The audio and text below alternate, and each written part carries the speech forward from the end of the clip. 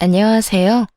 혹시 이 글을 보시는 분들 중에 이간질이라는 걸 당해보신 분이 있으실까요? 저는 생각보다 운이 좋았는지 그런 일을 당해본 적은 없었어요. 결혼을 하기 전까지는 말이죠. 이간질이 정말 나쁜 이유는 사람 사이를 갈라놓는 것도 모자라 다시 붙을 수 있는 기회조차 주지 않기 때문이에요. 이간질 당한 사람의 마음속에는 상대방에 대한 불신이 깔려버리거든요. 그리고 영문도 모른 채 누군가의 불신을 온몸으로 맞닥뜨리게 되면 억울하고 서러운 것도 모자라 나중에는 그저 화만 나더라고요. 저희 부부가 딱 그랬어요. 저와 남편은 시부와의 사이를 이간질 당했으니까요. 그것도 남편의 두 형들에 의해서 말이죠.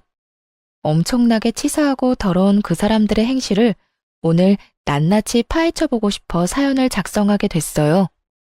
저와 남편은 평범한 회사원으로 만나 사랑을 키웠어요. 그런 저희가 결혼을 하기로 결정하고 시댁에 방문했을 때 저는 이 결혼이 어쩌면 안 될 수도 있다는 생각부터 했어요. 시부가 상당히 알부자였거든요. 건물을 4채 정도 가지고 있는 그 지역에서는 알아주는 큰손이었으니까요. 남편과 사귀었을 때는 그런 걸 모르고 사귄 터라 인사를 드리러 갈 때가 돼서야 걱정이 되더군요. 결혼은 비슷한 사람끼리 해야 한다는데 저희 집은 이 정도는 아니었으니까요. 그렇다고 저희가 찢어지게 가난하거나 그랬던 건 아니에요. 다만 너무나 평범한 집안이었거든요. 그리고 시댁 식구들과의 첫 만남에서부터 그 삐걱거림은 왠지 모르게 불길했어요. 가만히 들어보니까 아가씨는 정말 아무것도 없네. 백지처럼 그냥 새하얀 순백이야. 그런 사람이 어떻게 우리 도련님 같은 사람하고 만났을까? 집은 어디냐, 학교는 어디를 나왔냐, 부모님은 뭐 하시냐, 연봉은 얼마냐. 그런 면접 같은 질문에 대답하고 나서 제일 먼저 들은 말이 그거였어요. 처음에는 무슨 뜻인지 몰라서 가만히 있었죠. 남편의 큰 형수가 하는 말이었거든요. 그러게나 말이에요. 그렇다고 얼굴이 특별하게 예쁜 것도 아니고 평범하기만 한 사람인데, 도련님, 혹시 이 아가씨가 먼저 꼬셨어요? 작은 형수님, 그런 거 아니에요. 제가 먼저 말 걸었고 좋아한다고 말했어요. 사람이 워낙 선하고 착해요. 싸울 일도 별로 없고 어른들한테 잘하고 좋은 점은 셀 수도 없이 많은걸요. 남편의 큰 형수와 작은 형수가 저를 저평가하며 건넨 질문에 남편은 100점짜리 답변으로 꺼내더군요. 기분이 좋았지만 한편으로는 형님들이 왜 저를 못마땅해 하나 싶었어요. 그런데 시부에게 건네는 말을 들으며 의도를 정확하게 파악할 수 있었죠. 아버님, 잘 살펴봐야 해요. 이런 애들이 순진한 얼굴로 나중에 뒤통수 치거든요. 순진한 얼굴로 꼬리치고 뒷조사하는 애들이 얼마나 많은지 모르시죠? 형수님, 말이 좀 지나친 것 같은데. 제 여자친구는 그런 사람 아니에요. 대체 아까부터 왜 다들 이 사람한테 그런 식으로 말하는 겁니까? 왜긴 왜요? 혹시라도 우리 집안에 도둑년이 들어오면 안 되니까 그러죠. 솔직히 도련님이 처가에 돈도 있고 명망도 있는 여자 데려왔으면 우리가 이렇게까지 하겠어요? 아무리 봐도 너무 우리 집안에 비하면 모자라잖아요. 분명히 돈이 목적인 게 틀림없다니까요. 29. 어리지는 않지만 그렇다고 노련하지도 않은 나이에 저는 앞으로 저의 시댁이 될지도 모를 사람들의 엄청난 악의를 마주하고 부들부들 떨었어요. 남편의 두 형들은 남편과 나이 차이가 좀 있었기 때문에 형님 될 분들도 나이가 있으셨거든요. 겁먹은 제 앞에서 깐깐한 표정의 시부가 잔뜩 인상을 찡그리고 말하더군요. 내가 해주겠다는 맞선 다 거절하고 만난 게 고작 이딴 게 집애야? 만약 이 결혼하겠다고 하면 난 막내 너한테 한 푼도 안 줄 거다. 그래도 이 여자랑 결혼이 하고 싶어? 예, 그래도 할 거예요. 제가 사랑하는 사람이에요. 저희가 직업이 없는 것도 아니고 돈은 열심히 벌면 되니 처음부터 욕심낼 필요는 없다고 생각해요. 저를 선택한다는 남편 말에 정말 고마웠어요. 그렇지만 한편으로는 마음이 갑갑했죠. 남편이 시부 눈에 찍힌 것처럼 보였으니까요. 그렇지만 제 손을 꼭 잡고 있는 남편 손 덕분에 저도 마음을 굳게 먹을 수 있었죠. 잘 됐네요. 아가씨가 그렇게 결백하면 시댁 도움은 없어도 되죠? 사랑만 있으면 된다는데 뭐. 둘이 좋으면 그만이지. 안 그래요? 고개를 작게 끄덕인 저는 겨우겨우 결혼을 허락받았어요. 결혼식은 좀 작게 해야겠네. 솔직히 급이 맞아야 뭘 진행을 하더라도 할 텐데 너무 차이가 많이 나잖아요. 손님들을 아무데나 모실 수도 없고 그렇다고 우리 상황에 맞추면 저쪽 집안이 가랑이 찢어질 거고 그러니까 가족들만 모아서 간소하게 해요. 알았죠? 원래 저희가 작은 결혼식을 하려고 했었거든요. 남편도 저도 현실감이 있는 사람들이었고 무엇보다 저희 집이 친척이 많이 없어서요. 친구들은 결혼식 날 저녁에 따로 초대해서 따로 작은 파티를 열기로 했었고요. 하지만 시종일관 저와 친정을 깎아내리는 형님들을 보며 기분이 퍽이나 상했어요. 왜 여기에 없는 우리 부모님이 저런 모욕을 당해야 하나 싶어서 화가 잔뜩 났는데 남편이 저를 달래줬어요. 남편 하나만 보고 결혼해야겠다는 생각이 들었죠. 이 사람이라면 저를 지켜줄 수 있을 거라는 믿음도 있었고요. 그렇게 저희는 작은 결혼식을 하게 됐어요. 신혼집은 제가 살던 자취방이었어요. 미니 투룸인데 작아도 신혼의 부부에게는 그리 작게 느껴지지 않는 집이었죠. 남편과 제가 모아놓은 돈이 있기는 하지만 그 돈과 대출을 더해도 전셋집을 얻기에는 애매했거든요. 그래서 결혼하고서도 당분간은 돈을 모으려고 했죠. 그런데 저희가 살 집이 저의 자취방이라는 걸 시댁 식구들이 결혼식에서 알게 됐어요. 아주버님과 형님들은 저희 부모님이 있는 앞에서 다 들으라는 식으로 악담을 하더군요. 자취방이 신혼집이 될 수 있어요? 도련님도 진짜 사랑이 밥 먹여주는 것도 아니고. 이런 걸 보면 정말 부모가 반대하는 결혼은 하는 게 아니라는 말이 딱 와닿아요. 봐요. 돈 많고 머리 좋은 여자들 다 마다하고 사랑 하나 쫓아서 결혼했는데 그런 집에서 살다니. 지금 저렇게 웃고 있어도 속으로는 얼마나 울고 있겠어요. 안 그래요? 동서, 조용히 좀 말해. 저기 사돈 어른들 다 듣겠네. 제가 없는 자리에서 어머니가 들었던 말이었어요. 나중에 남편이 없을 때 어머니가 그렇게 이야기하면서 속상한 표정을 지었어요. 엄마, 걱정하지 마. 그 사람들은 돈이 많아서 그래. 우리는 우리 형편 맞게 살면 되지. 나 그런 거 가지고 열등감 느끼고 화낼 만큼 어린 나이도 아니야. 내 손으로 번 돈이 아니면 다 빚이라고 생각해. 차라리 빚 없이 시작하는 게 훨씬 낫지 뭐. 그렇게 이야기를 했고 저는 정말로 그렇게 생각했어요. 형님들의 말은 기분이 나빴지만요. 그러나 친정어머니는 신경이 많이 쓰였던 모양이에요. 없는 형편에도 돈을 마련해서 저희한테 주더라고요. 집 구할 때 보태서 쓰라고요. 괜찮다고 돌려줬는데도 안 쓰면 엄마가 속상하다는 말에 결국 그걸로 전셋집을 구했어요. 대출도 많이 꼈지만 자취방보다는 좋은 집이긴 했죠. 친정의 도움으로 집을 구할 수 있어서 남편이 어머니에게 엄청 고마워했어요. 장모님, 너무 감사합니다. 저희가 돈 많이 벌면 꼭 갚아드릴게요. 그리고 중간에 필요한 일 있으면 저희 부르세요. 제가 가서 다 도와드릴게요. 그렇게 말하는 남편의 미소가 너무나 부드러워서 저렇게 팍팍하고 기름이 낀 집안에서 어떻게 이런 사람이 나왔나 싶은 생각이 들 정도였죠. 사실 시댁의 환영을 받으며 한 결혼이 아니었기에 텃세나 괴롭힘이 있을지도 모른다고 생각했어요. 나름의 각오도 하고 있었는데 이 시댁은 아예 저희 부부를 부르지 않더군요. 무려 결혼 3년 차에 첫째 딸이 생길 때까지도요. 명절, 생일 그 모든 날에도 저희는 시댁 출입을 허락받지 못했어요. 제 기분은 더럽게 나빴고 남편 기분은 더 많이 안 좋았죠. 그렇지만 시댁에서도 저희를 좋아해주는 사람도 있었어요. 바로 시모였죠. 시어머니는 참으로 조용하고 정신적으로 의지가 되는 좋은 사람이었어요. 시부의 재산을 함부로 어떻게 할 수 있는 사람은 아니었지만 저희 부부와 손녀딸에게 도움을 줄 정도의 능력은 가지고 있는 분이었어요. 우리 집에는 자식들도 다 아들, 손주들도 다 아들이었는데 네가 딸을 낳아주니까 기분이 너무 좋다. 그리고 막내를 쏙 빼닮아서 더 마음이 가. 우리 바깥 양반도 손녀를 그렇게 원했는데. 애를 낳은 뒤로도 시모는 자주 저희를 찾아와 용돈이나 아이 용품을 선물해주고 가셨죠. 시모에게 고마운 마음을 가지던 저에게 복권 당첨 같은 일이 일어난 건 아이가 1살이 갓 넘었을 무렵이었어요. 제가 대학 시절 경매를 공부했던 적이 있었거든요. 그런데 그때 공부하면서 가벼운 마음으로 샀던 물건이 도로와 아파트가 들어서는 비싼 땅으로 변한 거죠.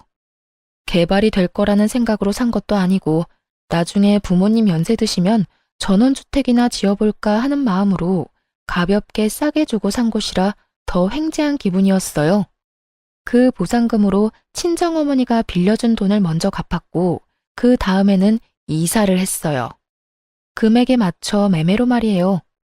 그렇게 이사를 하고 나서 시모가 저희에게 은근슬쩍 말하더군요. 손녀딸 얼굴 보여주러 오라고요.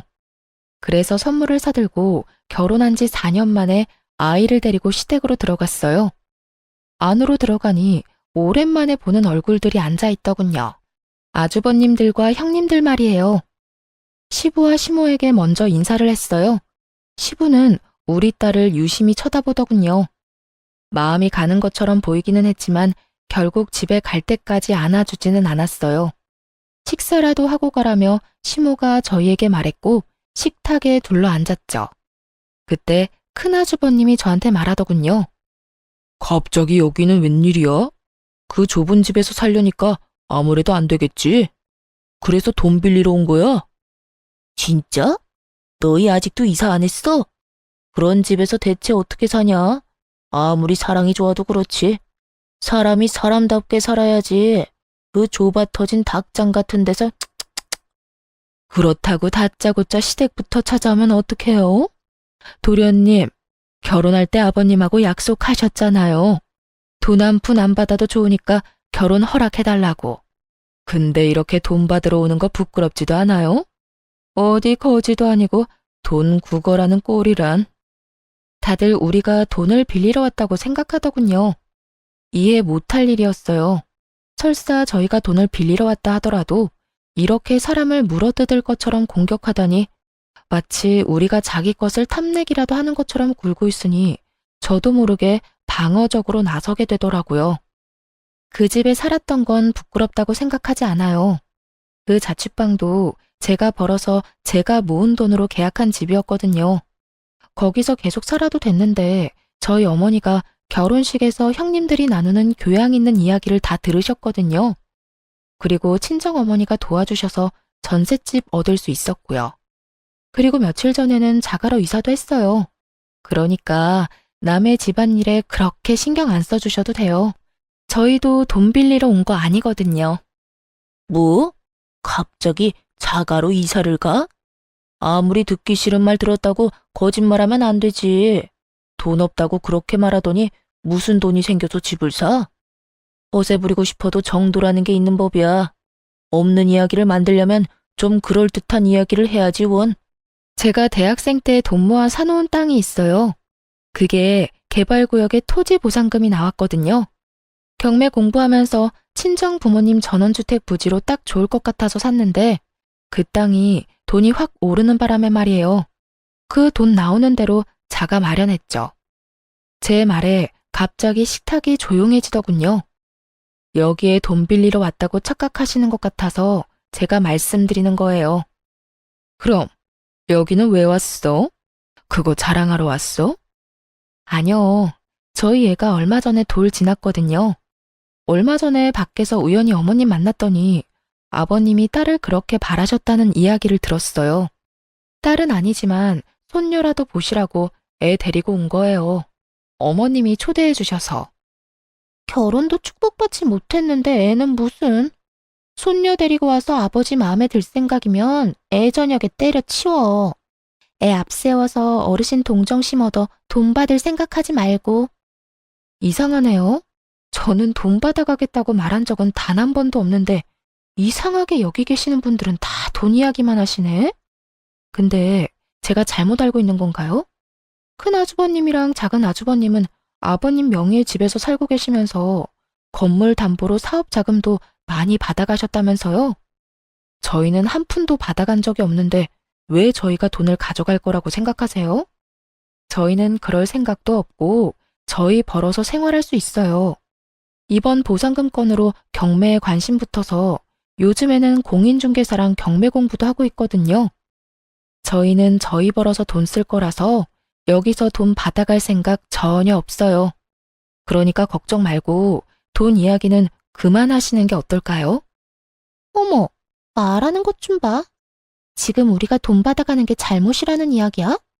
동서야말로 애 앞세워서 환심 사려고 여기 온 거잖아. 그래, 재수씨 너무하네. 우리는 사업이다 투자다 돈이 많이 들어요. 돈 한 푼 소중한 때라고. 아무것도 모르면서 우리를 돈이나 탐내는 사람으로 몰지 말라고. 그만. 막내 며느리 말 틀린 거 하나 없다. 너희들은 그 나이 처먹도록 이 늙은 부모에게 손이나 뻗는 놈들 아니냐. 아버지, 설마 지금 손녀 때문에 막내 편 드는 거예요? 제가 누누이 말씀드렸잖아요. 아무것도 없는 집안에서 이 정도로 돈 많은 집안에 시집 오면 눈 돌아가게 돼 있어요. 까딱 잘못하면 아버지 수중에 있는 돈도 홀라당 넘어간다고요. 그만하래도 입맛 떨어지게 이게 무슨 짓이야? 그럼 손녀가 태어났다는데 얼굴도 보지 마? 생각이라는 게 있는 놈들이야? 그리고 막내 며느리한테 헛소리할 시간 있으면 너희가 지금 쓰고 있는 내 집 나한테 돈 주고 사가. 내 명의로 언제까지 두지 말고. 밥 먹다 말고 결국 화가 난 시부가 숟가락을 탁 내려놓으며 아주버님들에게 그렇게 말하자 모두 눈을 내려깔며 입을 꾹 닫더군요. 자기가 벌어서 산 집도 아니면서 그게 마치 당연한 것처럼 여기는 두 사람을 보니 시부가 열받을 만도 했어요. 그날 식사 이후 저는 또다시 시댁의 발길을 끊게 됐습니다. 시부에게서 전혀 연락이 없었거든요. 결혼 6년 차에 둘째 딸을 낳았을 때도 시부는 시무를 통해 아기 선물 몇 가지만 보내오고 연락은 하지 않았어요. 그러나 시모와 자주 연락을 하고 있었기 때문에 저는 크게 신경 쓰지 않았어요. 그리고 솔직하게 말하면 시댁이 거리로는 가까운데 신경을 안 써도 되니 편하다는 생각도 했고요. 그런데 어느 순간부터 시모에게서도 연락이 오지 않게 되었어요. 이상한 생각이 들었죠. 시모는 저희에게 자주 연락을 했었거든요. 무슨 일이라도 있으면 분명히 저희에게 연락을 할 테고 또 유독 저희 둘째 딸에게 애정을 많이 쏟으셔서 이렇게까지 연락이 없는 게 이상하다 싶었어요. 시부에게 전화를 해볼까 생각도 했지만 굳이 이야기했다가 긁어부스럼만 만드는 거 아닌가 싶어서 따로 연락도 못했죠. 그러다 어느 날 시모의 핸드폰이 해지가 됐어요. 점점 더 무서운 마음이 들었어요. 그런데 시모 핸드폰이 해지가 되고 얼마 지나지 않아 시부에게서 연락이 온 거예요. 오늘 중요하게 할 말이 있으니 시댁으로 오거라. 시모에 대한 걱정이 가득했던 상황이었기 때문에 그 전화를 듣자마자 저와 남편은 시댁으로 향했어요. 집으로 들어가니 시부와 아주버님들 그리고 형님들이 이미 와 있었어요. 그런데 딱 한 사람, 시모만 보이지 않더군요. 그리고 무겁게 가라앉은 분위기를 보니 무슨 일이 일어났구나 하고 눈치를 챘어요.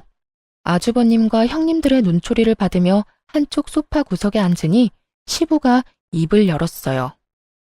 너희들 엄마 얼마 전에 병원에 가니 치매 초기라고 하더구나.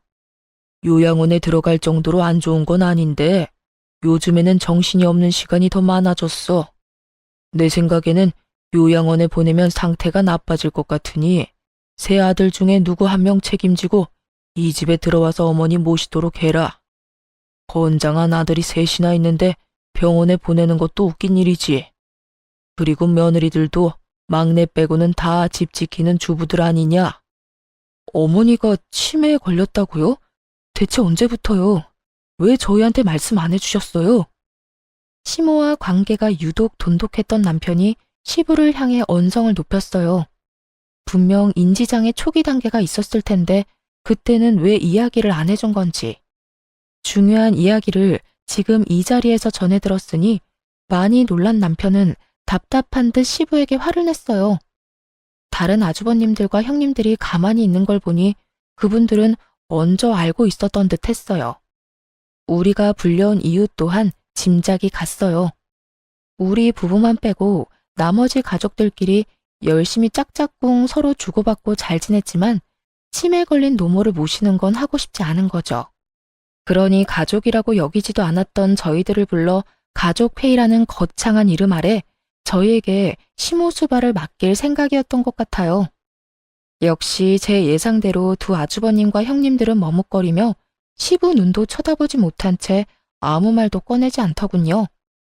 마치 학교에서 선생님 눈에 띄어 칠판에 나가 문제를 풀고 싶지 않은 아이들처럼요. 참 나쁜 사람들이었어요. 돈 받으러 갈 때는 어머님 살가운 소리 하다가 병에 걸리니 입 싹 닫고 모른 척하는 걸 보니 시모의 현재 상황이 답답하기도 했고요. 그래서 제가 손을 들고 말했어요. 저희가 모실게요.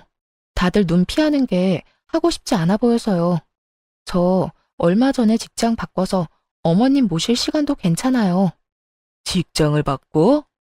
네, 공인중개사 사무소 열었거든요. 중개원도 있으니 시간은 괜찮고 제가 일해야 하는 상황이면 잠깐 동안 주간보호 맡겨도 되고요. 남편이 미안한 얼굴로 저를 봤지만 미안할 필요 없었어요. 솔직히 시부가 치매에 걸렸다고 수발 들라고 했으면 저는 억만금을 준대도 절대로 안 모셨을 거예요. 그렇지만 시모는 달라요. 그 짜증나는 시댁 가족들 중 유일하게 우리와 교류하며 지낸 분이고 알게 모르게 도움도 많이 주셨는데 모른 척할 수는 없었어요. 대신 여기 들어오는 건 못해요. 어머님을 저희 집으로 모셨으면 좋겠어요. 시부가 저를 한번 보고는 다른 형제들을 봤어요. 안 된다. 여기 들어와서 수발 들어야 해.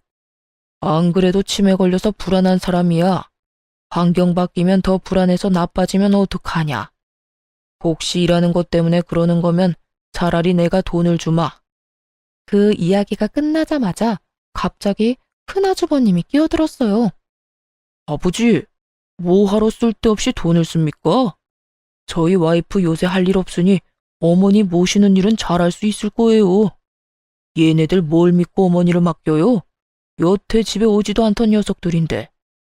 딱 봐도 돈 노리고 어머니 봐주겠다는 건데 차라리 저희가 여기 들어와서 모시겠습니다. 큰아주버님의 말에 작은아주버님도 질세라 끼어들었죠. 형님보단 우리가 더 낫죠. 어르신 모시는 건 체력 싸움인 거 모릅니까? 저희 와이프는 요새 골프로 체력 단련 많이 했거든요. 형수 몸도 약한데 어르신 모시다가 쓰러질까봐 겁나요. 그냥 저희한테 맡기세요. 저희가 편안하게 모실 테니까요. 두 아주버님의 갑작스러운 경쟁에 두 형님 얼굴이 사색이 되는 걸 보니 미리 상의된 내용이 아니라는 걸 알았죠. 아마 시부가 돈 이야기를 꺼내니 저희가 시부 눈길 한 번이라도 받을까봐 견제하는 것처럼 보였어요. 그렇게 생각하니 저도 모르게 욱하고 화가 났어요. 돈도 필요 없이 시모 모시겠다는데 그마저도 막아서는 데다가 여전히 시부와 저희 부부 사이를 떼어놓으려 안달이나 보였거든요. 아주버님, 무슨 말을 그렇게 하세요? 어머니 모시는 일에 돈 이야기는 왜 튀어나오냐고요. 그렇게 저희를 부모님하고 떼어놓고 싶어요? 말도 안 되는 이간질까지 하면서 돈 안 받겠다고 각서라도 쓰고 어머님 모셔야 해요? 돈 안 받고 모시겠다고 미리 말씀드렸는데 저희의 어디가 돈을 노리고 오는 사람들이냐고요. 이간질이라니. 동서 말 함부로 하네. 여태 부모님하고 왕래도 없었으면서 갑자기 어머님 모시겠다고 하면 당연히 그 의도가 의심되는 상황이잖아. 그걸 말이라고 하세요? 그럼 연락 한 번 안 하던 식구들이 왜 어머님 치매 수발 들어야 하는 일에 저희 부르셨어요? 원래 저희한테 말없이 이 집안에서 일어나는 일들 알아서 잘들 처리하셨잖아요. 이번에도 그렇게 우리 없이 해결하면 될 일을 왜 새삼스레 불러서 물어본 거예요? 저희한테 떠넘기고 싶어서 그런 거 아니냐고요. 이 중요한 문제에 빠지면 안 될 것 같아서 연락한 거지. 무슨 말을 못해? 그리고 저희 아버님은 몰라도 어머님이랑은 자주 연락했거든요. 손녀딸 보러 얼마나 자주 오셨는데 그건 모르셨나 봐요. 왕래도 없었다고 하시는 거 보면. 이거 봐. 딸 귀한 집에 손녀 낳아주고 그걸로 어머님까지 깨어냈어? 아버님, 제가 그랬죠? 애들 앞세워서 어르신들 자기 마음대로 주무르려고 한다고요. 몰래 어머님을 만나고 다녀? 그래서 뭐 받기로 했어? 뭐 준다고 하셨냐고? 받기는 뭘 받아요? 애기용품 받은 게 다인데. 거짓말하지 마. 도련님 깨어낸 솜씨로 어머님도 깨어내서 어머님 명의로 된 재산이라도 빼내려고 한 거 아니야? 형수, 말이 심하잖아요. 저희가 왜 그런 짓을 합니까? 어머니 재산은 어머니 거예요. 부모님 멀쩡히 살아계신데 저희가 그런 돈이나 탐하는 버러지 같은 인간처럼 보입니까? 제 눈에는 이미 돈 받아가신 분들이 버러지처럼 보이는데? 참던 남편이 제가 심한 말을 들으니 결국 참지 못하고 핏대를 세우며 말대꾸하더군요. 평소에는 꼬박꼬박 형수님 하며 허허롭게 다니던 남편이 호칭에 님자도 안 붙이는 걸 보니 화가 많이 난 것 같더라고요. 그렇게 집안이 난장판이 되어가자 시부가 정리를 했어요. 그만해라. 너희 엄마는 재산 아무것도 없다. 나한테 다 있어. 주고 싶어도 못 줬을 테니 둘째 며느리, 너는 이제 그만 좀 떽떽거려라. 네 목소리 듣고 있으니 두통이 더 심해지잖아. 화를 낸 시부가 피곤한 듯 얼굴을 쓸어내리더니 다시 물었어요. 그래서 누가 여기 들어와서 어머니 모실 거냐? 어머니 수발 드는 사람은 유산 상속할 때 좀 더 유리할 거다. 유산 이야기 꺼내자마자 큰 형님이 외쳤어요. 아버님, 저희가 볼게요. 일하느라 바쁜 막내 며느리, 운동하느라 바쁜 둘째 며느리. 입만 아프게 뭐 하러 부르세요? 제가 맏며느리니 당연히 제가 해야죠. 그리고 유산 이야기는 막내 도련님 있을 때는 하지 마세요. 견물생심이라고 듣다 보면 혹하는 게 사람 마음이잖아요. 갑자기 유산 받고 싶다고 하면 어떡해요? 그건 저도 동의해요. 여태 가족 일에 참여도 안 하고 부모님 모시지도 않은 사람은 유산 제외하셔도 되지 않을까요? 아버지가 하지 말라는 결혼하면서 돈도 안 받는다고 다짐했으니까요. 일단 막내 도련님은 유산 상속에서 빼두고 형님, 그렇다고 형님이 어머님 모시는 것도 좀 아니죠. 매번 몸이 안 좋아서 행사에 자주 빠지면서 집에서 자기 몸이나 추스르는 게 어때요? 어머님 돌보다가 먼저 쓰러져서 링거 맞지 마시고요. 막내 동생이 돈 한 푼이라도 가져갈까봐 아주 넷이서 협동하는 모습을 보니 남편도 참기 힘들었나 보더라고요. 엄마 아픈데 다들 무슨 말 하는 거예요? 이게 대체 다 뭐냐고요? 지금 이 자리가 엄마 아픈 거 어떻게 할 건지 상의하는 자리가 맞기는 해요? 무슨 말만 하면 저희는 죄인 취급에 형들은 엄청난 효자 효부처럼 굴고. 그렇게 어머니 모시고 싶으면 모시세요. 그래도 나도 엄마 아들이니까 정기적으로 보게 해줘요. 형들이 엄마 잘 돌보고 있는지 확인할 테니까.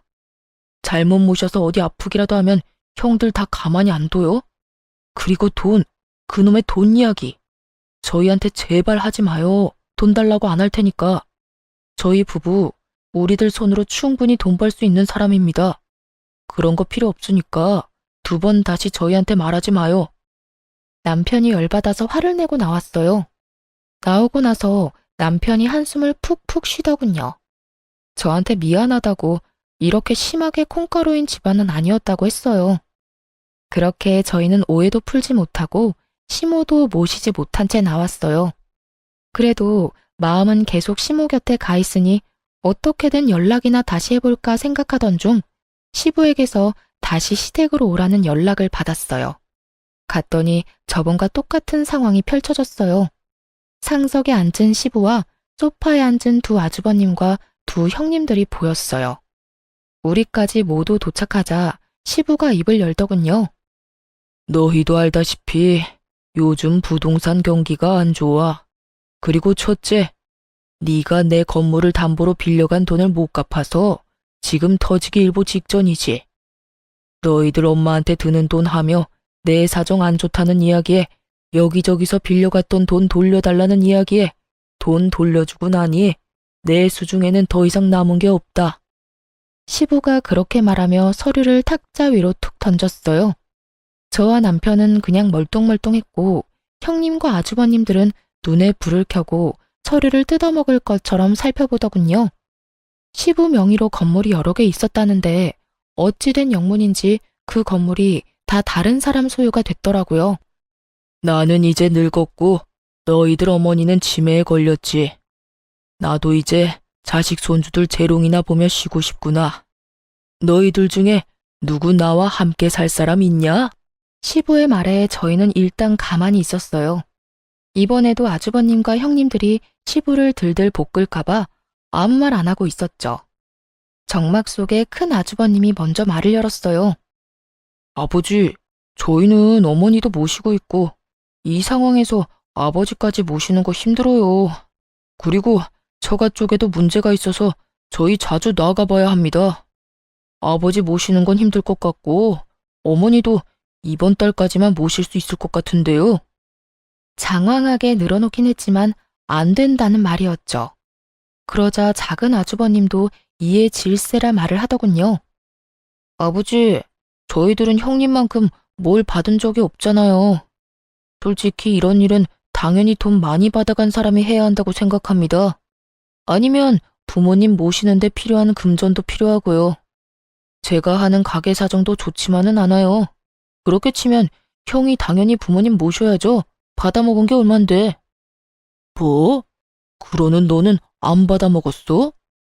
그리고 부모님 모시라는 말 하는데 격떨어지게 무슨 돈 이야기야? 우리가 여태 모셨으니 너희더러 모시라는 거잖아.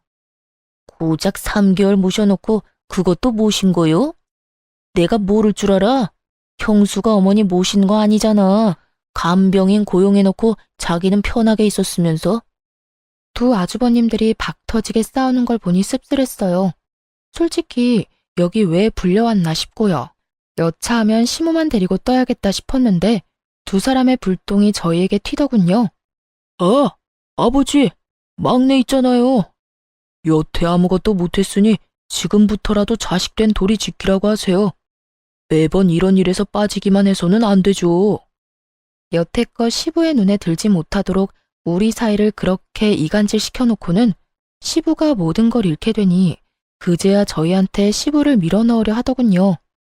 추하기 짝이 없는 모습에 어이가 없는데 그때 시부가 두 아주버님을 쳐다보며 고개를 끄덕였어요. 좋은 생각이다.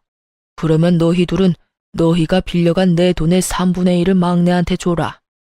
지금 당장 내게 돈이 없으니 너희가 빌려간 돈으로라도 막내한테 그 몫을 줘야 하지 않겠냐? 그 말에 두 아주버님들 얼굴이 벌겋게 달아오르더니 시부를 향해 핑계와 분노를 퍼붓더군요. 아버지, 저희가 왜 막내한테 돈을 줘요? 돈 줄 거면 아버지가 줘야지. 그리고 이런 말 안 하려고 했는데 여태껏 치매 노인 모신 거 생각하면 아버지가 저한테 그런 식으로 말하면 안 되죠. 솔직히 이렇게까지 된 것도 다 아버지 탓이잖아요. 그러게 신중하게 자금을 굴렸어야지. 신중? 내가 지금 이런 말 하는 게 누구 탓인 줄 알아? 너희가 내 돈 빌려가 놓고 입 싹 닫고 있는 바람에 이런 사달이 벌어진 게 아니냐? 그 돈으로 돈 벌면서 가족들 먹여 살렸으면 된 거 아니에요? 그리고 아버지가 돈 있으면 아들한테 돈도 좀 줄 수 있는 거지. 그 많은 돈 죽을 때 가지고 갈 생각 아니라면 자식들 도와줄 수도 있는 거잖아요. 그 돈은 미천으로 쓴 거고. 그런 건 당연히 부모가 자식한테 해줘야 하는 거죠. 큰아주버님의 입에서 나오는 말들은 모조리 궤변이었어요. 빌려준 돈은 그저 빌려준 것일 뿐인데 마치 그걸 자기가 모으고 불린 것처럼 말하더라고요. 처음부터 당연히 자기 것처럼. 둘째 너도 형이랑 생각이 똑같아? 말해봐라. 너희가 빌려간 내 돈이 당연한 거야?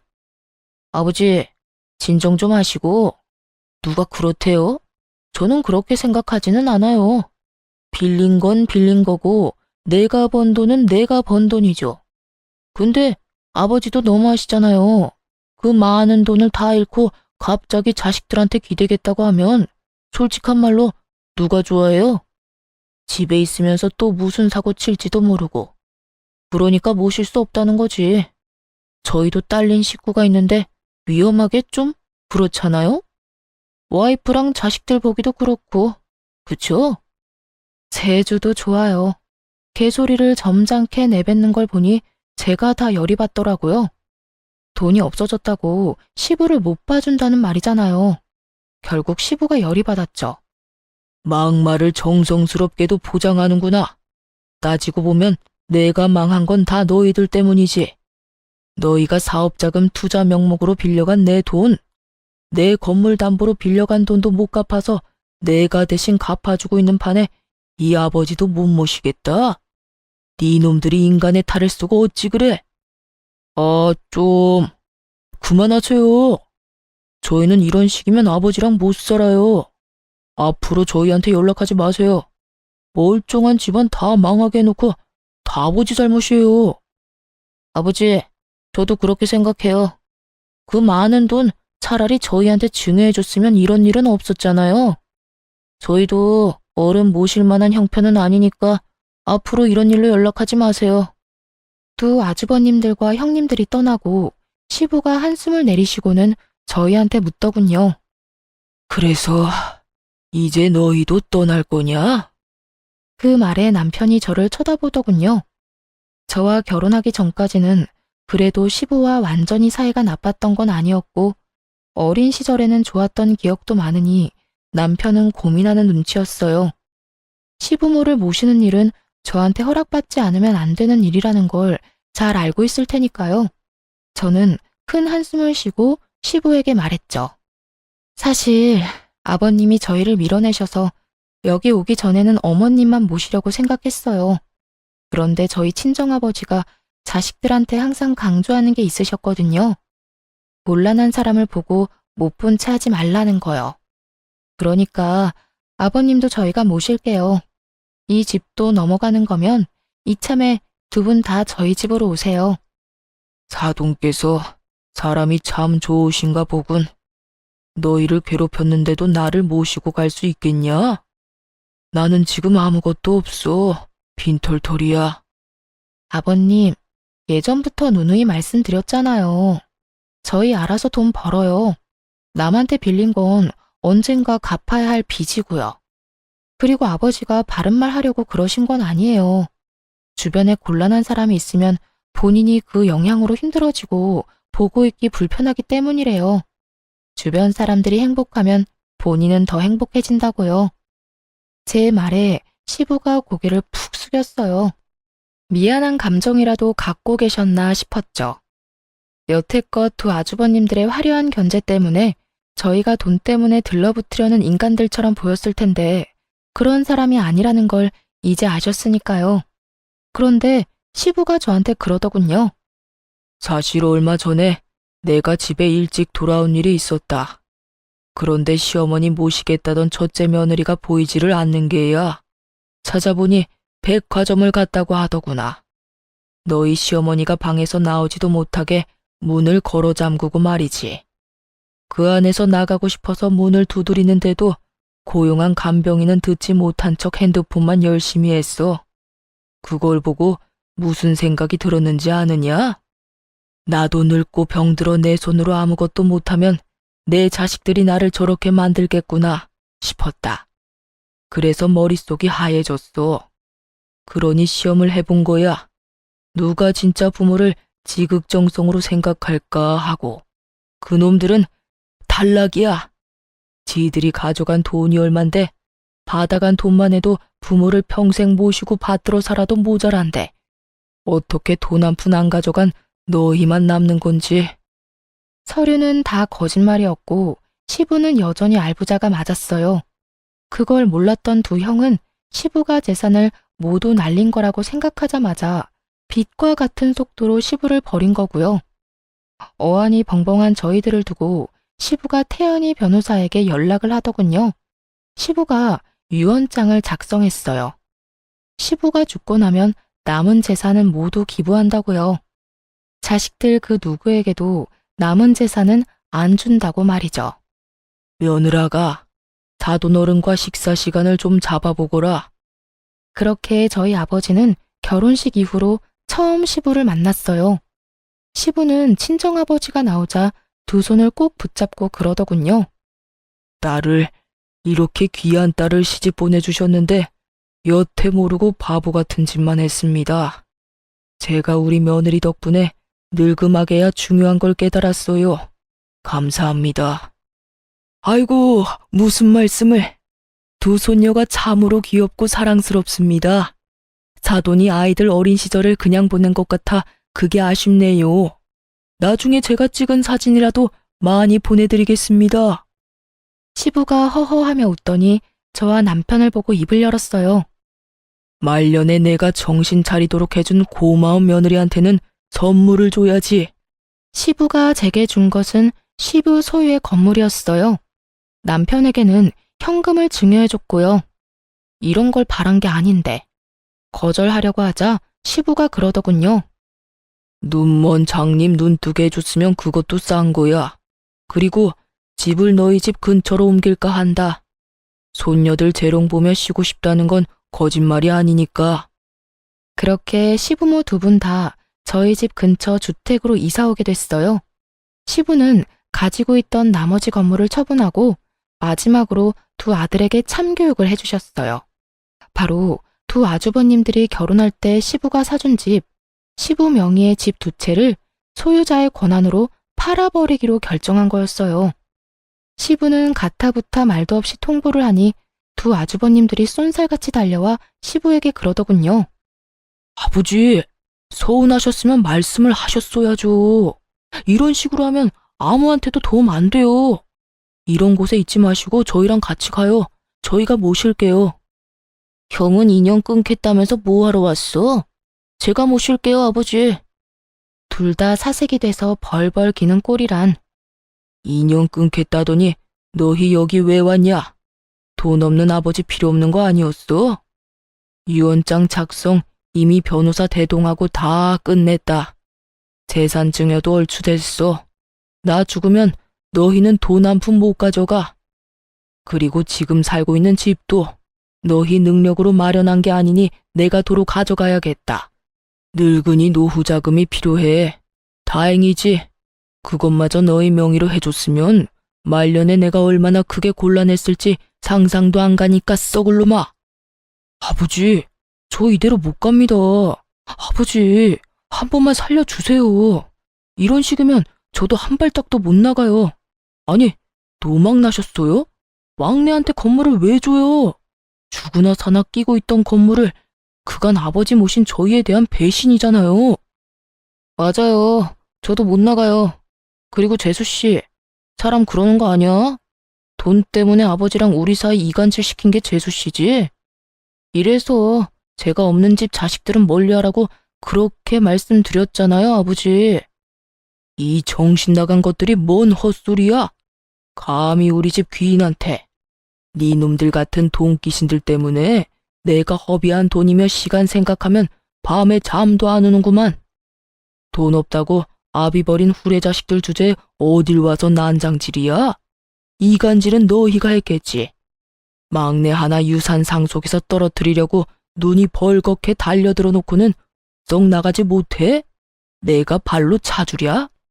기어이 저를 끄집어내서 또다시 모욕하려는 두 아주버님들에게 시부가 한바탕 시원하게 퍼붓고는 내쫓아버렸어요. 그리고 소송까지 걸었더군요. 강제 퇴거 명령을 받고 아주버님들 모두 쫓겨나듯 나가버렸어요. 혼자 시모 모시며 사는 시부를 보니 마음이 안 돼서 제가 먼저 말 꺼냈어요. 그냥 저희 집에서 같이 살자고요. 그랬더니 시부가 그러더군요. 내가 그렇게까지 염치 없는 인간이 아니다. 너한테 매달리기엔 너무 늦었다고 생각해. 너희 집 근처에서 사는 것만으로도 고마운 일이지. 그 대신이라고 하기엔 좀 그렇지만 네 시어머니는 근처 요양원에 보내야겠어. 이제는 치매가 너무 심해서 간병인이 너무 힘들어하는구나. 오며 가며 살아있는지만 확인해줘. 그것만 해줘도 감지덕지다. 그렇게 말하는데 마음이 너무 안 좋았어요. 그래서 딸애들 데리고 시부도 자주 찾아가고 요양원에 있는 시모도 자주 찾아갔어요. 둘째가 시모 어릴 때를 쏙 빼닮은 탓인지 시모가 손녀들 데리고 오면 누군지는 못 알아보셔도 너무 좋아하시거든요. 시부도 그런 손녀딸들하고 자주 시간 보내며 즐거운 노후를 만끽하고 계세요. 시부와 저희 사이를 이간질하며 나쁜 짓만 일삼던 두 아주버님들은 지치지도 않고 시부 집에 찾아와 용서해달라며 쇼를 해요. 하지만 시부 불호령에 얼굴도 못 보고 쫓겨나는 일이 태반이네요. 그런 아주버님들, 형님들과 가끔 문 앞에서 마주친 적도 있는데 시부 한 대 받으며 집으로 들어가는 제 모습 보고는 얼굴이 한껏 구겨진 꼴을 보니 속이 엄청 쓰려 보였죠. 대신 제 속은 시원했지만요. 또 오셨네요. 아버님 심기가 많이 불편한가 봐요. 그러게 왜 그러셨어요? 욕심내지 말고 최소한의 인간의 도리만 지켰어도 형님들 손안에 있던 것은 지키고도 남았을 텐데요. 사람 욕심 참 끝도 없어요? 그렇죠.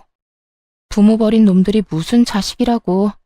이렇게 보니 형님들 왔다 가신 날에는 아버님 심기가 불편할 만도 하네요. 저도 기분이 이렇게 더러운데. 멀리 안 나가요? 다음에 오실 때 아버님 허락 받고 오세요. 그래야 앞에서 안 기다리죠. 제가 한껏 비웃어주자 형님들이 화가 났는지 저한테 뭐라 하려는 것을 아주버님들이 기겁을 하며 말리더군요. 시부 집 앞에서 드자비질하다가 시부한테 더 밉보일까봐 걱정이었나 봐요. 그런 짓 안 해도 이미 신용도가 바닥인데. 부모 재산 있으면 좋죠. 물려주면 더 좋고요. 저도 성인군자가 아니라 돈 준다면 기분도 좋고 횡재한 기분이고 그래요. 하지만 그 돈이 제가 번 돈도 아닌데 제 것처럼 여기는 것 자체가 문제잖아요. 그리고 돈 없다고 힘들 때 도와준 부모를 버리는 것도 도리를 저버리는 거고요. 가진 것도 지키지 못한 사람들 보니 저도 앞으로 경계 또 경계하며 살아야겠다는 생각을 해요. 돈에 눈이 멀면 시부처럼 자식들한테 버림받을 수도 있구나. 저렇게 나중에 후회하고 발바닥에 땀나도록 찾아와서 용서를 빌어야 할 수도 있구나 하고요. 시부모와 저희 부부 사이를 이간질시키던 두 아주버님과 두 형님들은 여전히 시부의 용서를 받지 못하고 있어요. 그때 자식들을 시험하면서 느낀 감정이 생각보다 뼈저렸던 것 같더라고요. 그리고 저희는 오해를 풀고 도리어 더 잘 지내고 있고요. 걱정 없는 집은 없고 오한이 없는 집도 없겠지만 그렇게 사는 것도 가족이고 인생이라고 생각하고 있어요. 관계가 잘 풀려 다행이기도 하고요. 쓰다 보니 말이 길어졌네요. 지금까지 긴 사연 들어주셔서 감사합니다. 행복하세요.